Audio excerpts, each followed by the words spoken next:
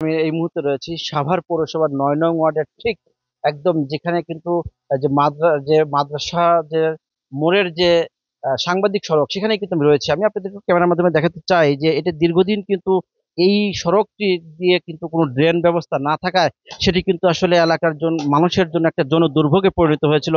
ঠিক এটিএন নিউজে গত বছর এটিএন নিউজে নিউজ প্রচার হওয়ার পর কিন্তু আজকে আপনারা দেখতেই পাচ্ছেন সাভার পৌরসভা কিন্তু আজকে উদ্যোগ নিয়েছে এবং ড্রেনের উদ্যোগ নিয়েছে।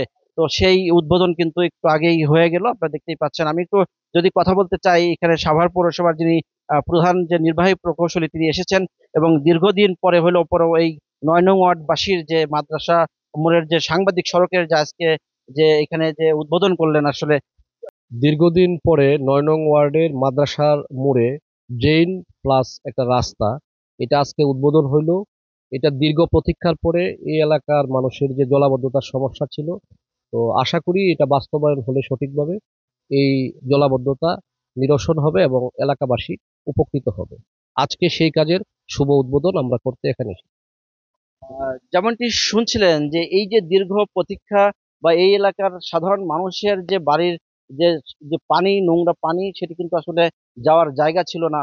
সেটি এই সড়কে বৃষ্টি হলেই সড়কে কিন্তু হাঁটু পানির মতো হয়ে থাকে এবং সবসময় কিন্তু স্যাঁতসেঁতে এবং এই এলাকার মানুষ কিন্তু দুর্ভোগে ভোগে।